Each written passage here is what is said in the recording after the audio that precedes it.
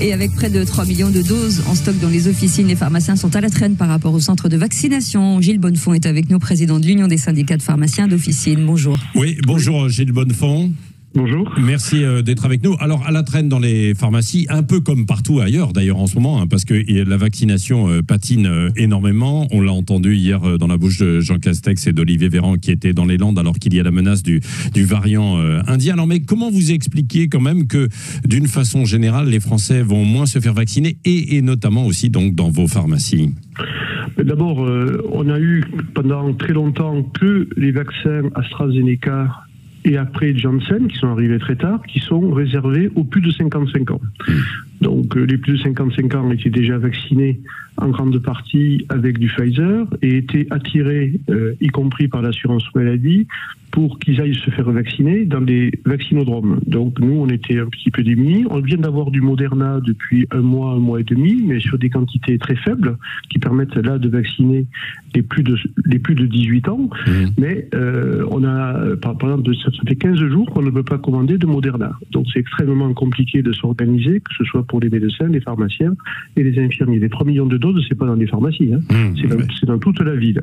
Et c'est beaucoup d'AstraZeneca qui sont stockés, mais qui sont en train d'être injectés maintenant pour la seconde dose, puisqu'on arrive maintenant sur les renouvellements à la fois d'AstraZeneca et à la fois de Moderna pour ceux qui ont vacciné avec du Moderna en ville. Donc ce que l'on dit, c'est que les vaccinodromes aujourd'hui sont arrivés à un point où les personnes n'y vont pas, pour X raisons, parce que d'abord certains n'aiment pas aller prendre des rendez-vous chez Doctolib parce qu'ils se sont fait rejeter plusieurs fois, d'autres parce qu'ils ne veulent pas aller se faire vacciner par des personnes qu'ils ne connaissent pas, et puis auprès des pharmacies et des médecins, c'est plus facile parce que d'abord on est à proximité, on connaît son pharmacien, on connaît son médecin, on connaît son infirmière, et quand on demande à être convaincu, on est beaucoup plus facilement convaincu par le professionnel de santé que l'on connaît.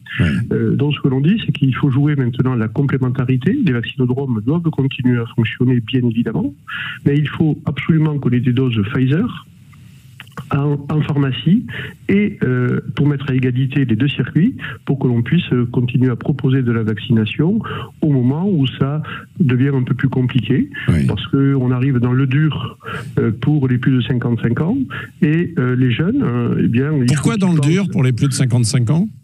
Parce que quand vous avez vacciné 60-70% de la population, les 30% restants, il va falloir les convaincre. Oui, c'est plus difficile, on a à la fois les durs anti-vax, dont ceux-là, ils sont compliqués, ils mettent en danger toute la population, et ceux qui hésitent encore, eh bien, c'est certainement par leurs professionnels de santé en qui ils ont confiance qui peuvent être convaincus. Donc il faut faire cette proposition de complémentarité. Ça a été fait à Montélimar, ça a été fait dans le Val d'Oise, ça vient d'être fait à Dijon, où les doses de Pfizer arrivent maintenant. Mais alors, et comment faites-vous pour pouvoir les conserver? Parce qu'on sait qu'il y a un problème de conservation pour les Pfizer, c'est un tout petit peu plus complexe que pour l'AstraZeneca. Et dans les pharmacies, vous êtes équipés en conséquence?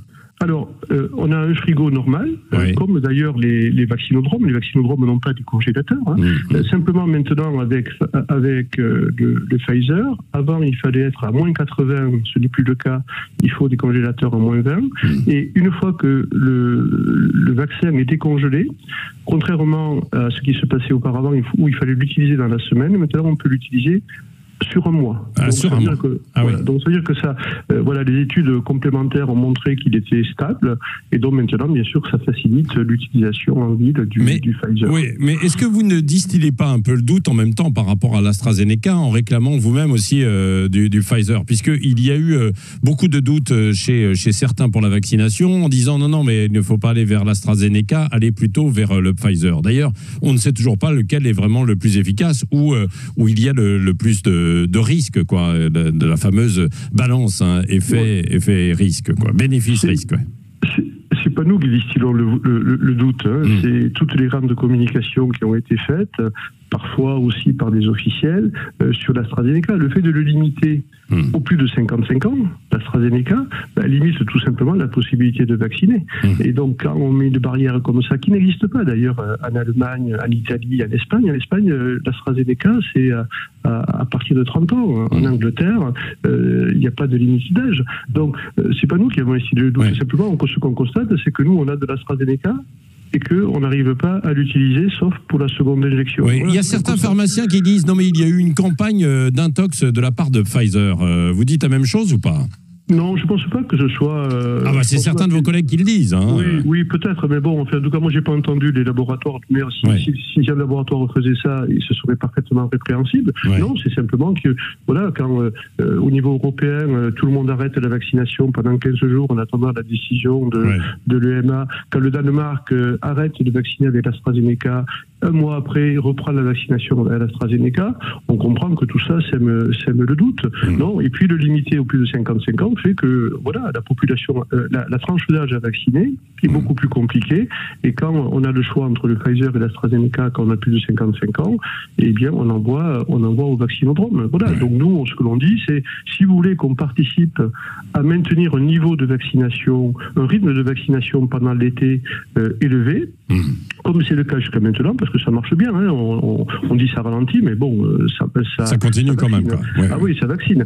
Mais donc si on veut permettre à des personnes qui ont des doutes de venir, c'est plus facile de venir en pharmacie, eh bien il faut leur proposer le même type de vaccin, et après eux choisiront. Vous voyez, nous on a fait l'expérimentation à Montélimar avec 5 pharmacies, on a eu du Pfizer. Ouais. Là on est en train d'injecter les secondes doses, ça s'est très bien passé. On a même vacciné des personnes qui étaient juste à côté de la pharmacie à domicile, mais qui ne pouvaient pas se déplacer. On est allé les vacciner directement à domicile, et cette personne a été vaccinée. Donc je pense que de multiplier les sites maintenant que l'on a des doses, avant on ne pouvait pas le faire, on n'avait pas assez de doses. Donc, tant qu'on a des doses, eh bien il faut proposer à ceux qui veulent vacciner, qui s'engagent pendant l'été, à pouvoir le faire auprès de la population, et ce sera certainement plus facile dans les villages de se vacciner dans la pharmacie que d'aller dans un vaccinodrome. Dans un vaccinodrome.